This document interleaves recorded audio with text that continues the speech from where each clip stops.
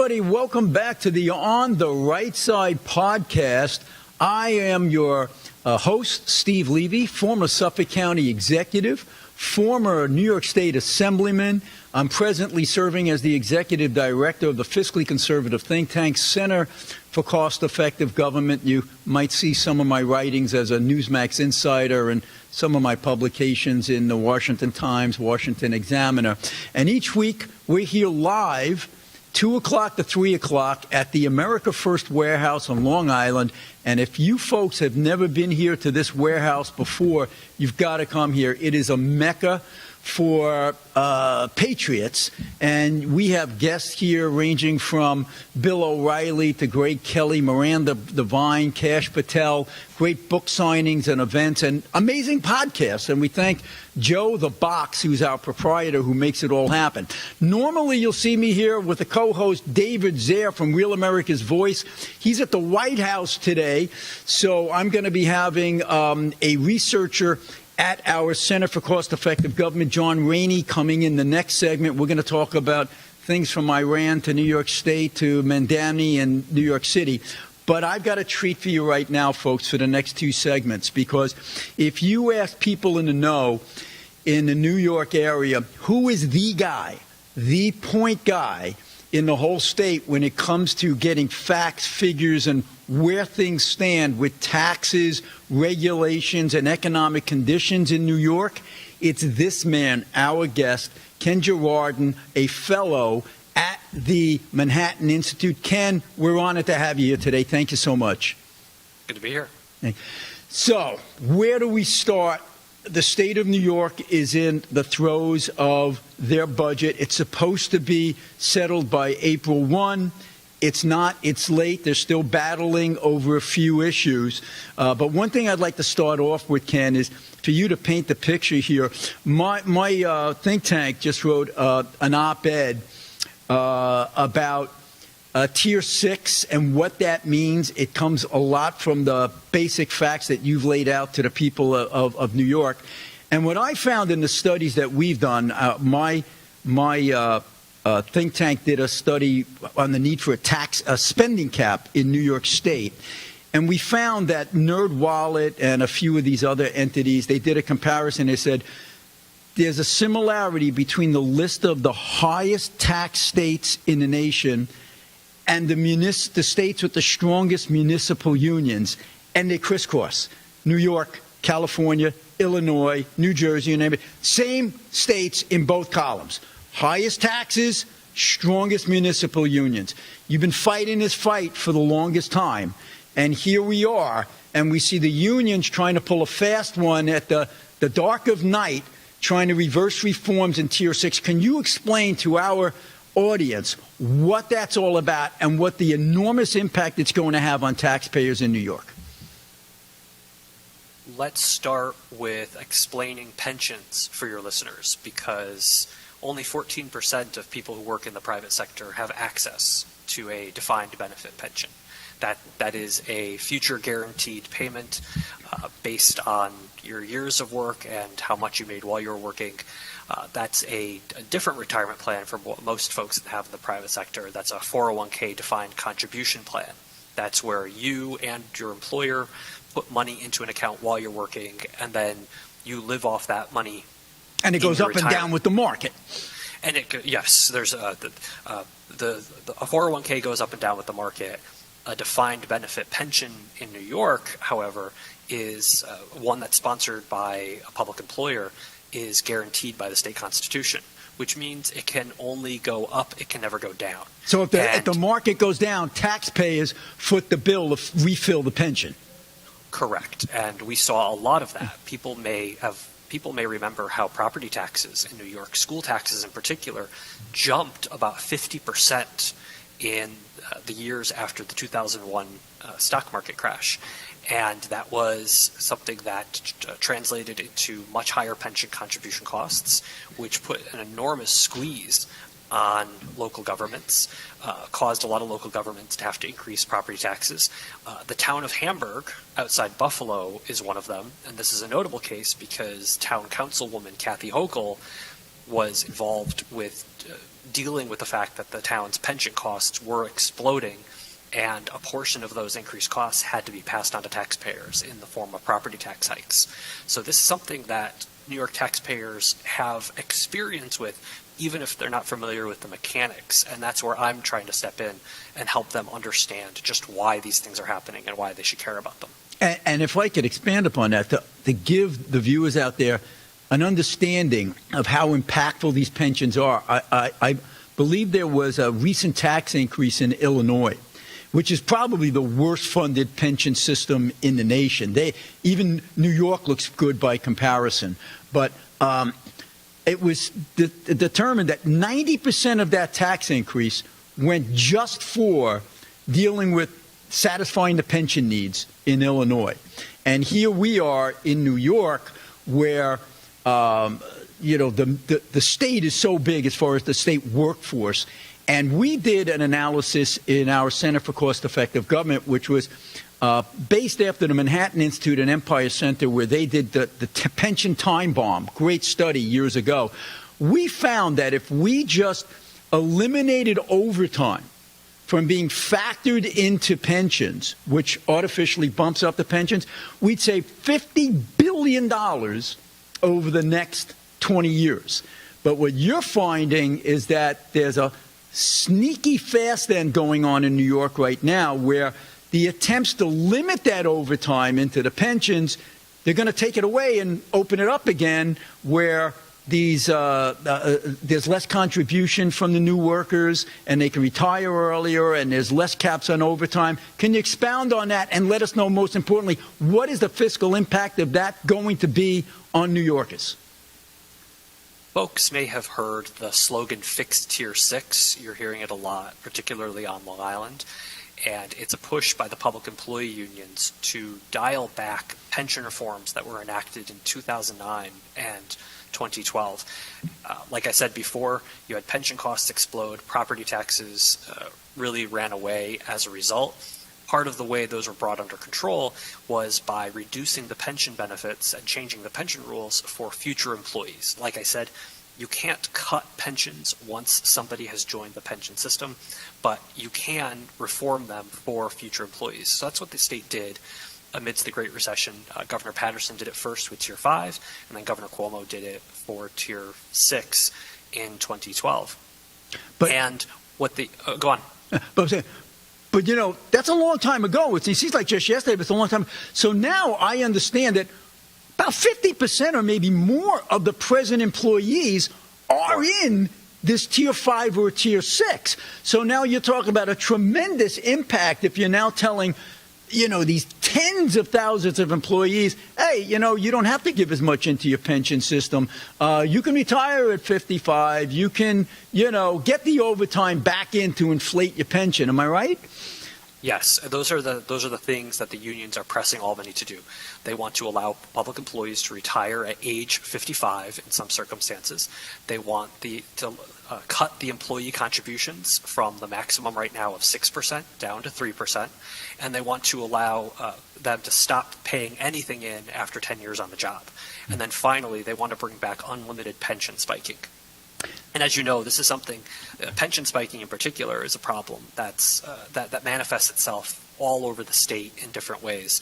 You see with, particularly with the way police contracts get structured, there's an incentive for folks to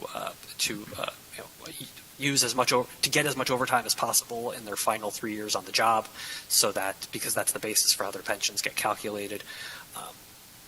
You see it in the transit system, where folks will actually push to negotiate contracts that give the most expensive employees first dibs on overtime. Right. And that is motivated because of these defined benefit pensions. So there's all sorts of perverse incentives from doing retirements this ways. There are much better ways to finance public employee retirements than what New York does now. Well, when I tell people that a police officer with a $200,000 base salary can work $150,000 in overtime in his last year and multiply that by 3, and that the base of their retirement is now over $300,000 and their pensions are $150,000 plus, to say, you're lying. That can't be true. But it is true. And that's how it's happening. And there was an attempt to try to change this with Tier 6, but now there's a movement afoot to go back to what it was. What's your prognosis in a minute and a half in this segment? You think it's going to pass? Fixed Tier 6 boils down to slamming New Yorkers with over $100 billion. Wow. $100 billion with a B. Over $100 billion. I'm being conservative. There. Over $100 billion. I heard some laughter in the control room. Over $100 billion in pension liabilities. That's Dr. Evil money. And the union's approach has been essentially to do it in small little chunks. So they they increased future liabilities by about roughly $4 billion about 2 years ago.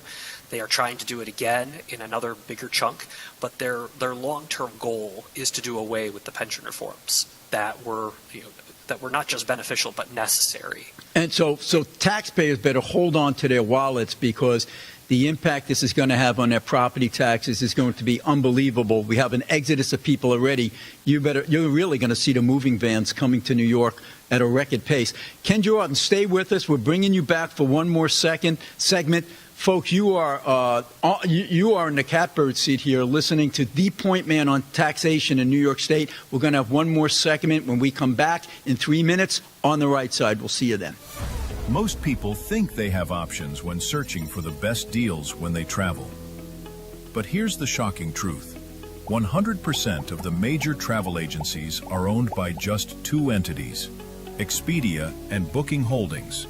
They claim to offer the lowest rates, but due to the hotel rate parity agreement, they all have the same pricing, limiting genuine competition.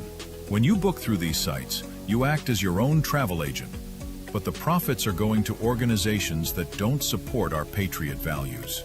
We cannot allow that to continue. So, we decided to make travel great again by starting a US-based travel membership platform, mypatriottravel.com. We are patriots helping patriots. Together, we can disrupt the travel industry by not spending our hard-earned dollars supporting the radical left. For just $29.99 per month, you gain access to true wholesale rates on travel, saving you on average 35% and up to 65%. Book as often as you like, with no limits. Keep your hard-earned dollars in your pocket and spend them on things you need and want to support. Go to mypatriottravel.com/TAFW and grab your membership today. mypatriottravel.com/TAFW. Making travel great again. Are you a true American? Then it's time to get connected. Download the America First Media and Television app and stay up to date with real news, bold voices, and live events from the America First Warehouse. From national broadcasts and exclusive shows to comedy nights, concerts, and special events. It's all right at your fingertips. No filters, no spin, just America First. Download the America First Media and Television app today and be part of the movement. I'm sure you guys remember the platinum single, Justice for All, with Donald Trump and the J6 Prison Choir. We'll get ready for round two. We're coming out with Anthem of the Free with High Res and the J6 Prison Choir. It's coming out now. It's pre-sale until December 19th when it drops. Get yours on all platforms, Google Play, Apple iTunes. Get it. It's going to be hot. Justice for all, our voices ring. The anthem of the free. It's me, Joe the Box, the America First Warehouse, most patriotic venue in all the land. The America First Warehouse, a beacon for all to see, a symbol of unity. For the patriots of America, we stand tall and free. In the America First Warehouse, where our hearts will always be.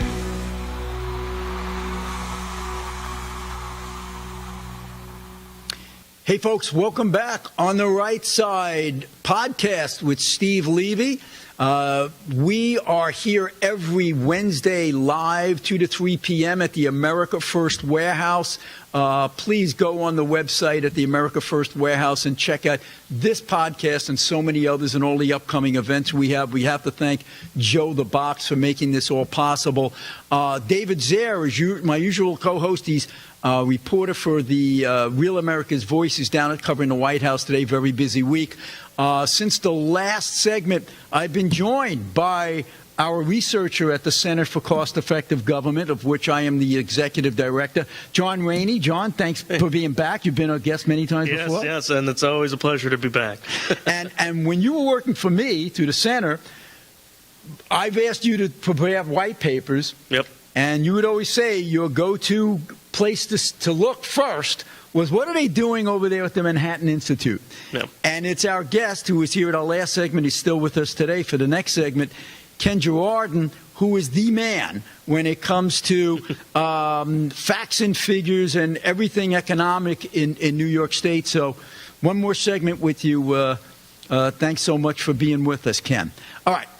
We ended up last segment talking about the unions and the impact they have. Let's talk about even the Republicans. A lot of people would automatically think, oh, this is a Democratic scheme. But, when I was in government, I found that the Republicans were often just as bad. It was a re-election society, and they were all taking money from the unions, and they were all just as captive to the unions.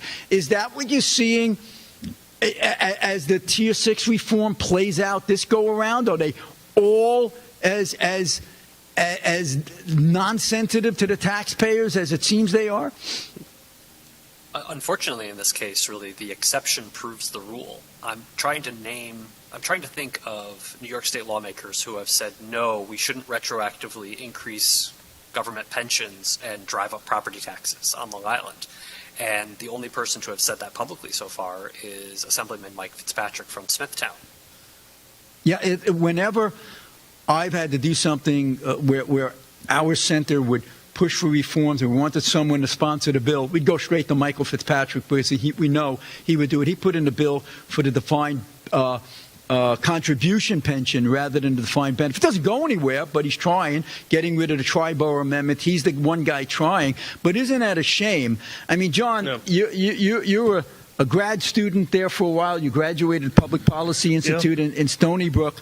Does it shock you that the Republicans in New York State are sometimes as in the tank with the unions as are the Democrats? I mean, it doesn't shock me that, politicians, their main priority is votes, It's sort of an intractable problem because they're like, well, here's a group of people who will guarantee a vote for me, and I'm only going to be in office for so many years. It's like a short-term gain kind of thing. And you have to be kind of really dedicated to the long-term vision after you leave office to risk your electoral career and be like, oh, I'm going to do the right thing. I'm not going to, assuage them and take all their votes, because it's a voting block more than anything else. And it's a re-election society. Yeah. I saw, Ken, a quote from Alexis Week, a Republican senator from Long Island who is retiring. She said something like, oh, it's not going to bankrupt the state, so what? Never mentioning that it's $100 billion in cost. Yeah. And, it's just remarkable to me that there are just blinders on like this. Your prognosis, this thing's probably going to fly through, isn't it? I wouldn't be so sure about that. Really? You're talking about something that is going to cost over the long term $20,000 per New York family, and that is something where the governor Can you has repeat that? done a pretty. It works out to $20,000 per family. Wow. In added pension costs. That's the way you get to. That's the way you bring back the early retirement. That's the way you bring back the pension spiking. That's the way you let these public employees stop contributing towards their pensions. And nobody is trying to take anything away from them. I want to be abundantly clear about this. This is about people having signed up to work under existing statutory pension tiers. That is to say, they are the pension tiers that were created by the people's elected representatives. This is And not they knew the arbitrary deal. thing. The employees coming in knew the deal. This is what we do. This is what I have to pay into the system. So it's not like they're hoodwinked or it's retroactively being applied. All those who were in prior, they keep what they had, which is a mess. But at least for the new guys, this is what it's going to be. But now they're saying, well, the new guys, they should have what the old guys had. I mean, if you want the most ironic part about this, it's that many of the people who are now protesting about Tier 6 being inadequate only got hired because the pension reforms gave local budgets and state agencies the flexibility and the resources that they needed to go hire these people. So it's really a sight to behold. Wow. That sort of thing comes up in my research for Common Good all the time. Philip Howard's think tank, it's like these big, oftentimes like the bulk of the cost is after they stop working. It's this bomb that goes off after they retire. And to begin with, the tier system is already, it's the best solution we have at the moment, but already it's, kind of messy and inefficient to begin with. And they want to undo even the slightest Band-Aids we can put on this, like, huge problem, which is, Tier 6. The analogy I use is we're on a train going off a cliff. And the tiers at least slowed the train down. It didn't reverse the train. It just is slowing them down, but we're still going off the cliff. But now this is going to put the train on steroids, ready to go off that cliff. Hey, Ken, 5 minutes left here in the segment while we still have you. What other bills? You're king for a day. You're governor for a day. Better to be king because you wouldn't need the legislature. What are the type of reforms that you'd want to see to make this state more competitive and affordable? How's that for an open question? What do you favorite? Give me two or three. Only 5 minutes. This is going to sound a little wonky, but I think if the state budget if the process were changed so that the fiscal year began July 1st instead of April 1st. As most places are, schools and other states. It would really smooth the process. New York, because of basically a historical accident during World War II, is the only state that starts its fiscal year April 1st. 46 other states start July 1st. Mm-hmm. If you were to move the fiscal year, you could draw clearer lines between what's the budget and what is going to be policy. New York has this fundamental problem where state lawmakers just are not doing their jobs adequately. They are not monitoring state agencies the way they should be. They are not engaged in the sort of robust process of crafting legislation. They don't do the sorts of collaborative things that the committee processes are supposed to facilitate. And you could get a lot of that back, hopefully, if you moved the state fiscal year so that there was a much clearer expectation that people were going to spend January, February, March working on legislation and not in this weird hurry up and wait process that New York has right now for its budget. And you'd have better projections as to revenue and expenses as what might be coming from the federal government. And you wouldn't have the anomaly where school districts that are facing June 30th ends of the fiscal year are wondering, that they're out of sync with the state, not knowing how much they're going to get to put into their budget for the upcoming year. Very, very peculiar and with the anomaly, it seems, here in the United States on this. So, and fitting it starts on April Fool's Day. That is true.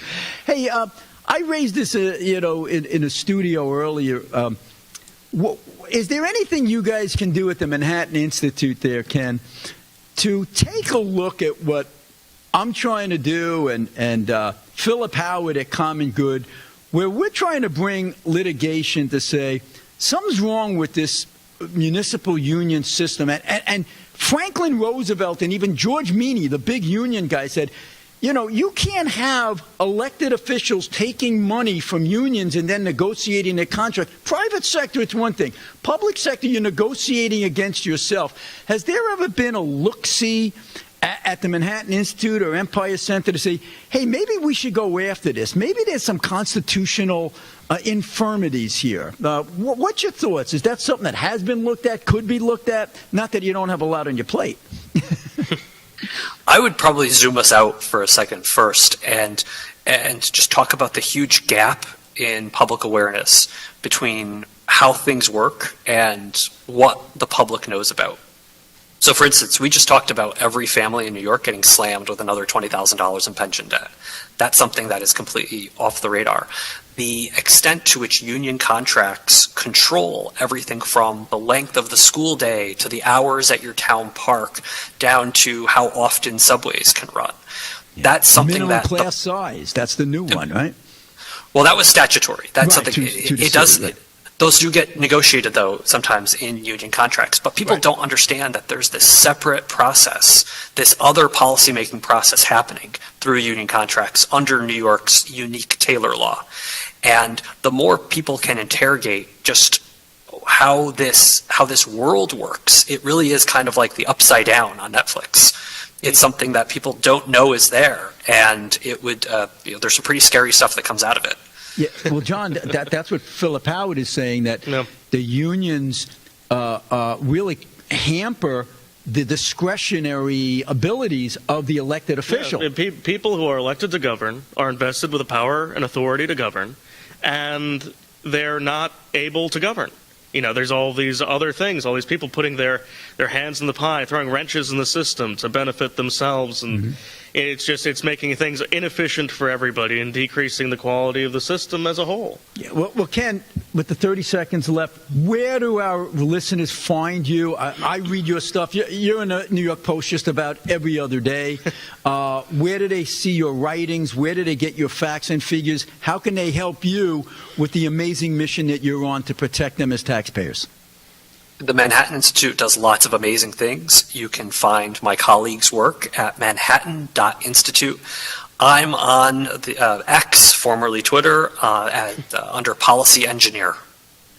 Well, we have to thank you. You really are a godsend as the taxpayer watchdog here in New York. I'm proud to work with you, and hope we'll be able to do a lot more in the future together, Ken. Likewise. Okay, folks, we'll be back in 3 minutes. Never before. The America First Warehouse proudly presents Freedom in Motion, America 250. Join Lisa for an electrifying dance fitness fundraiser designed to get your heart pumping and your spirit soaring. This dynamic 6-week session is perfect for all fitness levels, whether you're just starting out or ready to level up your routine. Feel the energy of an epic patriotic playlist.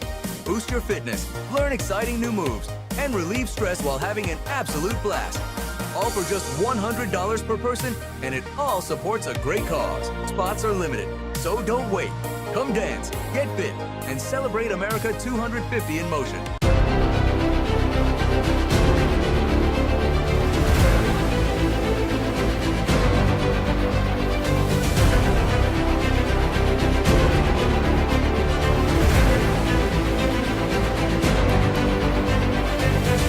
Hi, my name is Elena Ruseva, aka Megalangela. Please check my art at www.megalangela.vip.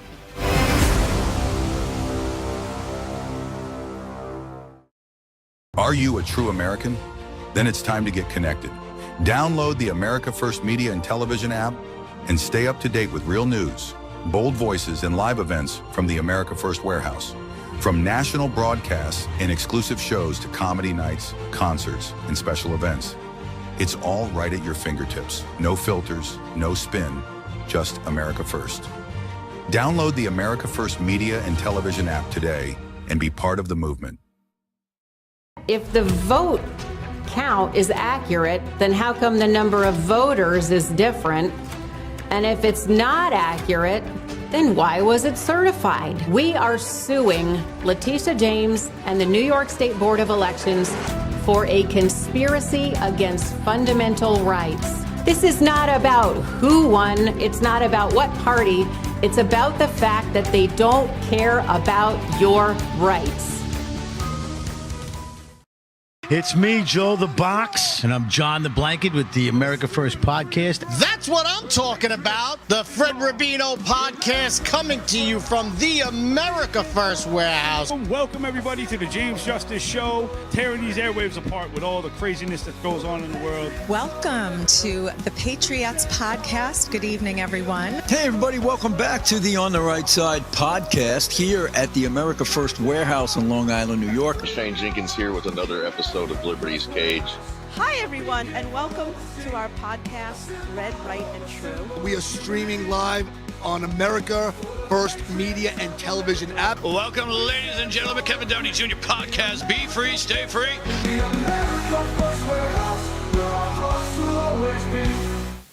Hey folks, Steve Levy here. Welcome back to the On the Right Side podcast. I'm the former Suffolk County Executive, New York State Assembly member, and the Executive Director of the fiscally conservative think tank, Center for Cost-Effective Government. My normal co-host is David Zaire from Real America's Voice. He's on assignment.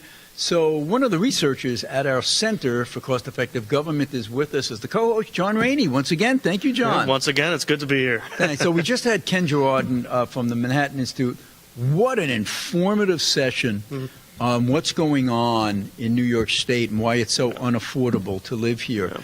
But now let's segue to what's going on everybody's mind in the world today, and that's what's happening in Iran. Yeah. So we wake up this morning and ceasefire, okay?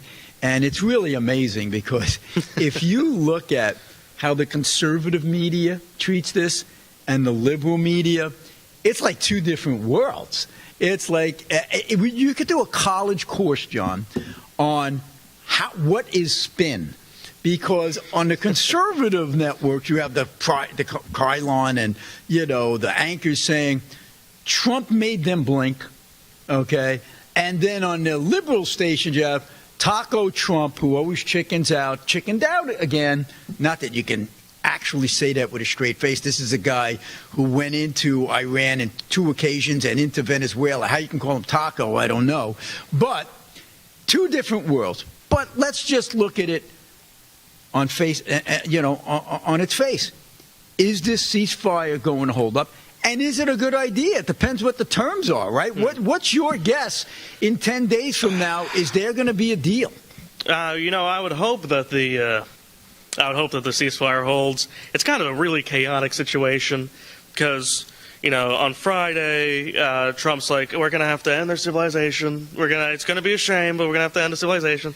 And then today recently there's a ceasefire, and just today, Iran's like, oh, Israel's violating the ceasefire because they haven't left Lebanon, and there's still missiles flying, but there's just less missiles flying. And they say we're going to close the Strait of Hormuz, but it's unclear if they have the naval capacity to actually close it. And it's like, who has this? They who may has just that? need a drone. It's just a total chaos, But then when I looked at the 2 10-point plans, I'm saying, these guys are 180 degrees apart. It's not like there's a 10-point plan that they both have, and they've agreed to 9, and there's only 1 or 2 missing. Really, I mean, Trump's tweet today says it all. I'm glad he had this in here. Hey, Iran must stop its nuclear programs, both for bombs and domestically, and we have to get that uranium powder, otherwise they can produce it. Now, Iran is not going to agree to that. They're not going to go. The only way you're going to get that powder is to take it. So I'm 90% sure that in 10 days from now there will be no deal. The only question is, will we continue to start bombing them, to the point where, they have no power anymore? I mean, both sides want a ceasefire, I think. Both sides, at least for now, wanted at least a pause to catch their breath. Because, it's sort of a very tricky situation for everybody involved. The Ayatollahs keep on having meetings above ground, and then they keep on exploding. And we keep on towing the line of, are we back in the Middle East? Is all these bad memories from the war on terror? It's like, are we going to take Karg Island, or we're going to do boots on the ground? And that's political poison, but also wholesale undesirable. So we just keep on bombing them. But is it doing enough? And it's a mess. My concern, John Rainey, senior researcher at the Center for Cost-Effective Government. My concern is that the president will feel pressure from within his administration, to J.D. Vance's and that wing of his party, to say, get out. We've got midterms that are coming up. The market's going down. Oil is up. And, my first thought is, man, if you're going to fight a war and be worried about what the price of oil is going to be and what the markets are going to be tomorrow or the next day, you're going to lose that war. I mean, I can't imagine in World War II that it's right before D-Day, and the naysayers or the media would be saying to FDR, you better not do this. It's really going to cause sacrifice at home. And it's like, you got a war. You got to win the war, you know? and I hope he stays the course and realizes there's only one goal here, and that's to make sure that these crazy lunatics on Iran can't get a bomb. Because if they get a bomb, they're going to use it, and they're going to use it on us. That's what victory is, stopping them from getting a bomb. Anything less than that, to my mind, is a defeat. I mean, part of the tricky situation here is that this whole thing happened, weeks too late. You had a decision that could be made in the administration. Either you go after Venezuela and you take Maduro in the middle of the night, which, that happened. And we had our carrier strike groups in the region, and that went off without a hitch, an overnight operation. Or you capitalize on the protests happening in Iran, and you move the carrier strike groups there, and hopefully you can whip that up into something where they internally overthrow the that's a very regime. Good point. And then we didn't do that. We took Maduro, and then after the fact moved it, and we tried to whip up the protests, but they're not happening, and it's a mess. It's an excellent point. It's something I wrote about a couple of weeks ago, and that is, if you want regime change, you have to create chaos in the streets.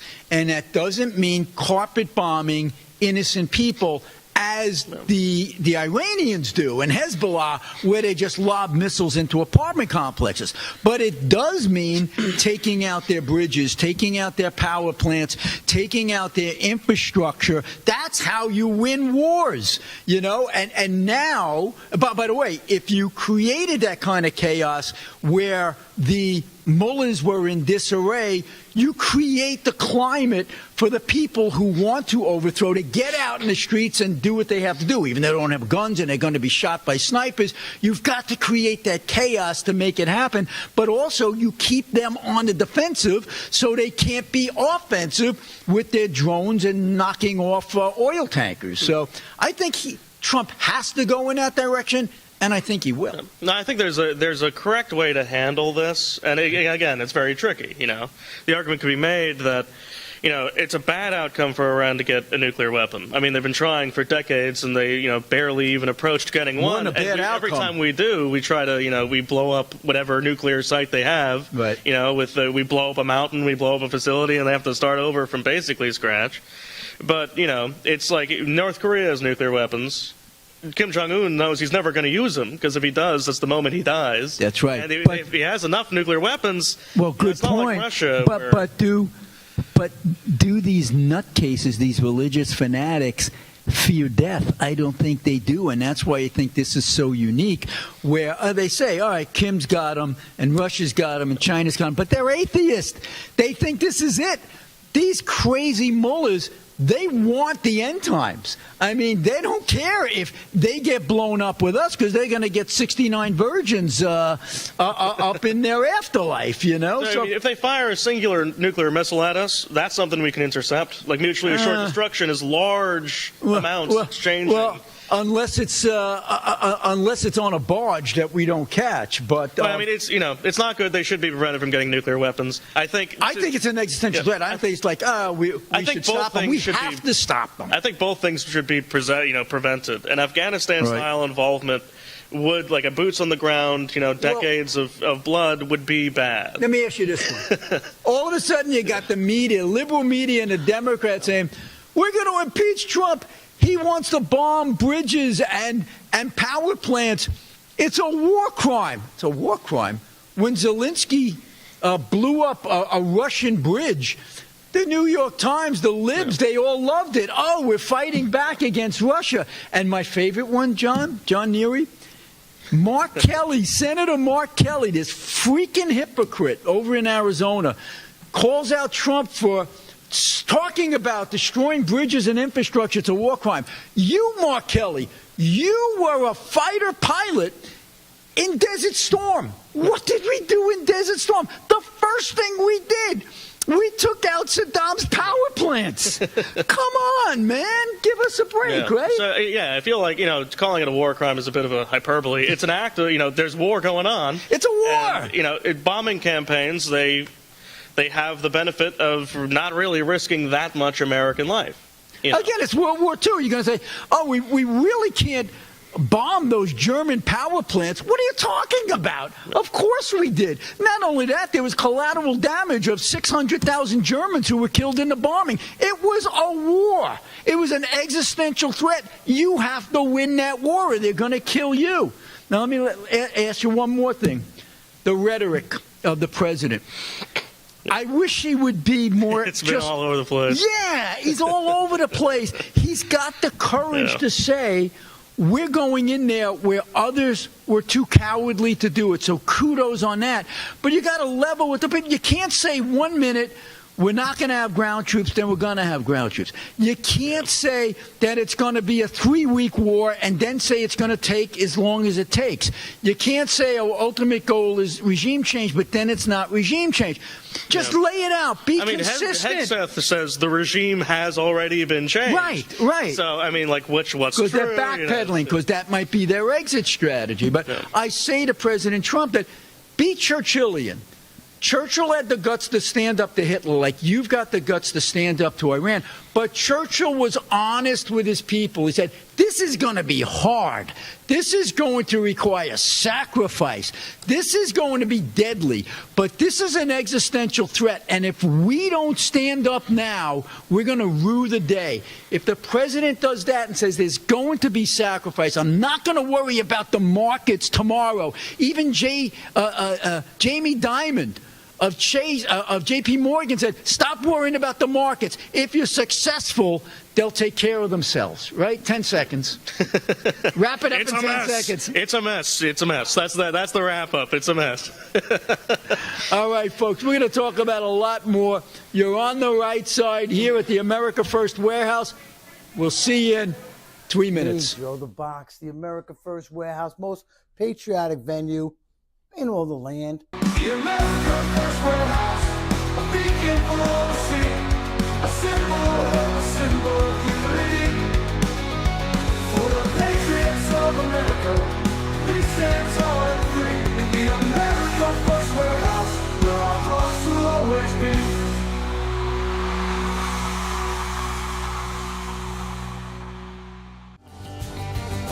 The America First Ultra MAGA Store. For all your MAGA needs. We sell t-shirts, tumblers, flags, hats, sneakers, bumper stickers, and a whole lot more. The most patriotic America First retail store. The America First Ultra MAGA Store. Get ready to move and celebrate freedom like never before.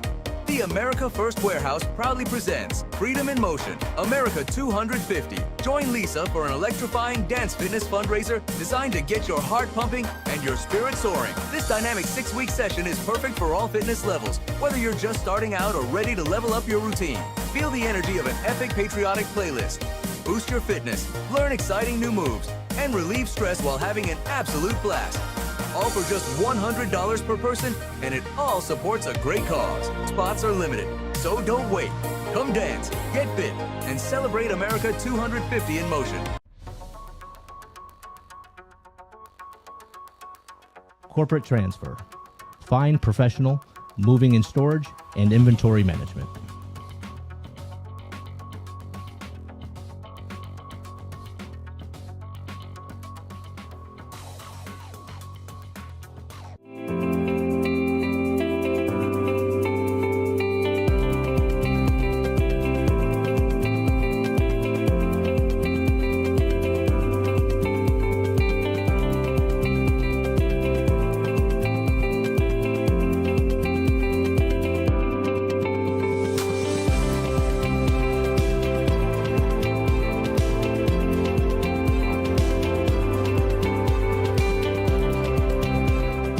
America First Warehouse was really the most patriotic venue that you can ever imagine. We wanted to build something for people to be able to come to and feel so comfortable and so relaxed, because there is nothing out there like it. We give an opportunity for people to really feel good about themselves and about this great country.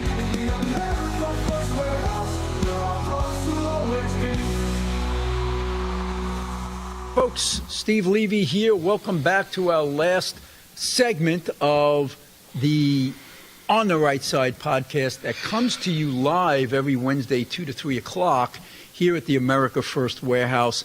I'll tell you, it's been a fascinating week.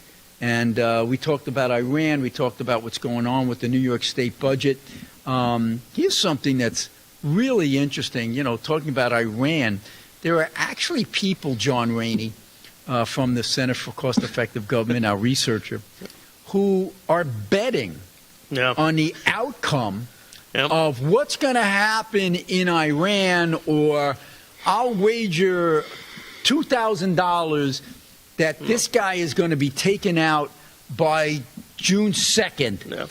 And it's incredible what you can bet on now. You know, there was a lot of crazy talk when it came to sports, where people were fixing the basketball games.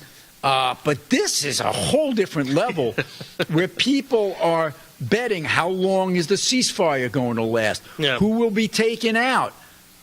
I don't think this should be legal, and there is a big push to make that illegal, because my fear is that you can have policymakers who will fudge policy for the purpose of becoming ultra rich by knowing what the outcome will be in advance. What's your thoughts? You know, these betting markets, these political and current events betting markets like Kalshi and Polymarket, they're like billions of dollars of bets are going on. And you can bet on anything. You can bet on the weather. You can bet on politics. You can bet on war. Well, the weather you can't control, so that one I don't care about. But, you know, for example, for the Iran thing, there's a guy, the top bet, there's like a bet going on, and they trade on shares of like what's going to happen.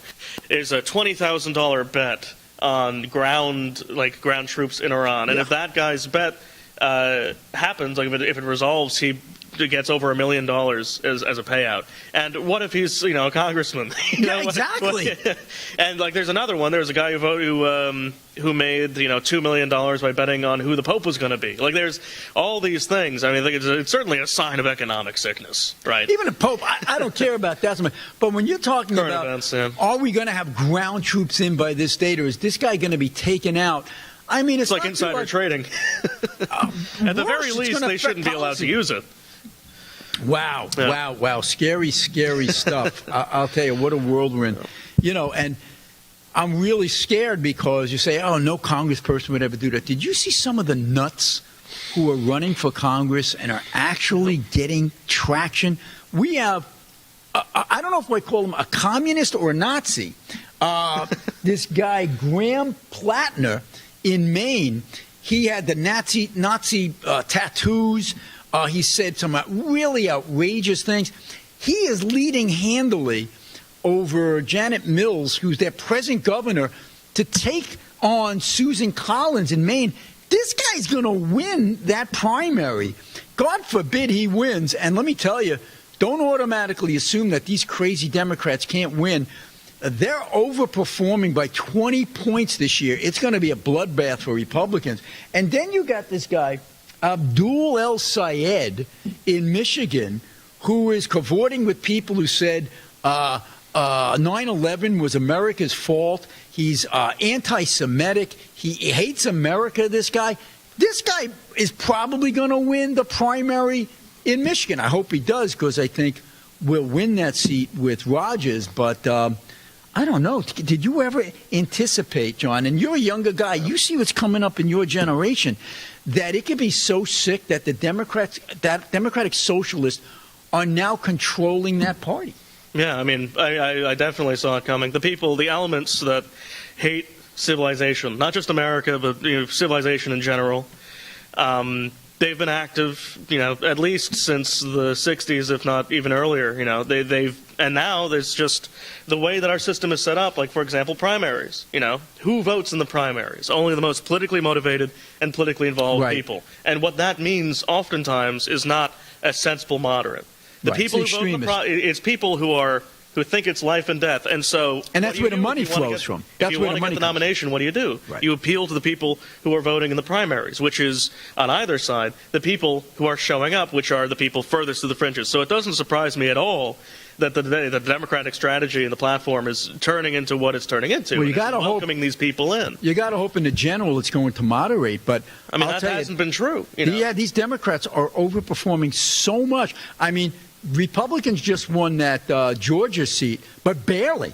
That was a seat where, Trump was winning by 20-something points. So well, I think part of the problem with the Republicans, like the candidates they're fielding, just they don't make a lot of sense. It's like they're trying to step on the toes of Democrat policy people. Like, oh, look at how sensible and normal, or like, oh, look at how, oh, isn't it weird? I'm a Jamaican Republican. And, it's like they're not really appealing to the base of voters that they should be appealing to in the places that they're putting these people in. And then the Democrat, which presents as a regular person, will get in and vote like Mao. Yeah, yeah. That's a Spamberger, Miss Moderate, who shows her true colors. She really is a lefty.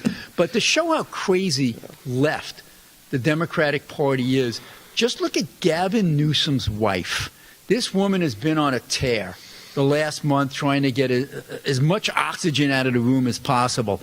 Her latest, I don't know if you saw this one, John Rainey, she went to a prison and is sitting there having a dialogue on some podcast at the prison, and she's talking to the prisoners and saying, I get you. Just like, remember, Gavin Newsom said to a black audience, oh my goodness, I'm just like you. I failed. I had a 970 SAT score. I'm not too bright. I can't read. How racist that was. But she's there trying to pander to this prisoner population, saying, I'm just like you. And it's a very sad event that happened in early life. She was 6 or 7 years old, and she did something while playing with her sister, accidentally killed her sister. It's heartbreaking. Her sister was like a year or two younger or older. And but that's not the lousy part. You have sympathy for her for that. She tells these inmates, I'm kind of just like you. Why wasn't I in prison for that? Why are you in prison for what you did? Now, yours was an accident?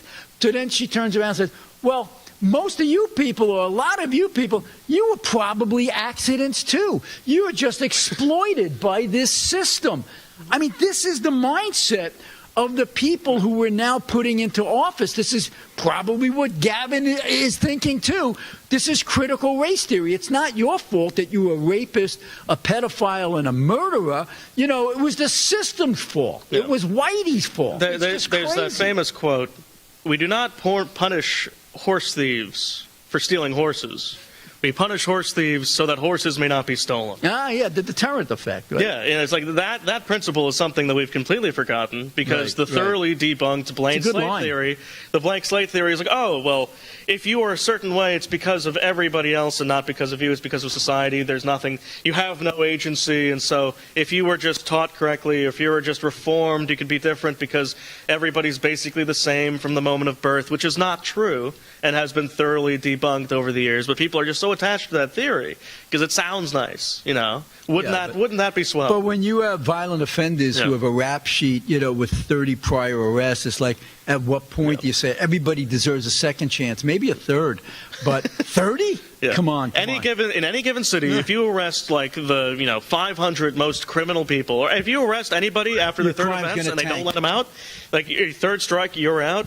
What happened in the 90s? Crime plummeted because you put the recidivists away. It happened in El Salvador. Bonilla Bigella, he locked up all those people who deserved to be locked up. And it became safer than our country. And we had fixed the problems in New York, and then would the people say, hey, let's put a socialist in there like de Blasio and Mandami, and we'll reverse it again and go back to the bad old days. I got 3 minutes. Yeah. I want to tell the people out there, there's a new website out there called Students and Taxpayers First. Check it out, studentsandtaxpayersfirst.com. On the school board level, you would be amazed, folks, at how our kids are being indoctrinated by the woke critical race theory and DEI that is permeating our schools. There's pornography in our schools, and don't think I'm exaggerating. It's absolutely true. The books that are accessible to our kids, they're disgusting. The standards have been lowered, and we're trying to do something about it through the Students and Taxpayers First so that the lazy voter out there in a school board election where they're not partisan. You can't vote for a party. You don't know who these people are. Many of the candidates are bought off by the teachers' unions. We're going to present a website where you can find candidates who are not beholden to the unions, who are not beholden to the woke agenda, who believe in your values and want to keep Long Island and New York affordable. It's students and taxpayers first. Check it out. We think you'll be very, very impressed by it. All right, we got a minute to go here. What do you think of Long Island's own Lee Zeldin, John? Oh, yeah. I used as to work being for him. a possible contender to take over long-term as our Attorney General now that Pam Bondi has been removed? I'd love to see some Long Island representation. You know, I used to be an intern for him once upon a time. You know, when I was an undergrad, and you know, I used to present awards on his behalf. You know, I even sent him an email recently to try to get an interview from Longshot. I'm like, remember me? You know, right. Who knows? But Well, I'll tell you. On one hand, I'd like him to take it as an American, but as a friend, I would say don't take it, because you talk about having a target on your head when you're in that position. But what I like about Lee is he's smart, he's unflappable, who'll go in front of a hostile committee and just not be phased at all. He'll give it right back, but in a gentlemanly way. But most importantly, what he did in EPA, by not flinching to the New York Times crowd or the liberal media out there, said, this is wrong, all of the grifting that was taking place with Biden and Stacey Abrams and all of these climate zealots. We're going to go with realistic science and not this fake garbage that's just a bunch of money-making operations. He stood his ground, and if he could do that as Attorney General, it would be great. John Rainey, thanks for joining us again on I almost said the America First Warehouse podcast. That's with our friend, that's with our other friends. This is the On the Right Side podcast. We see you every week, Wednesday, 2 o'clock. Steve Levy and David Zaire. Thank you, John Rainey, for joining us this week. We'll see you next week, folks. See you. All right. It was my pleasure. I was only 3 minutes late. I really cut down on that, but I was...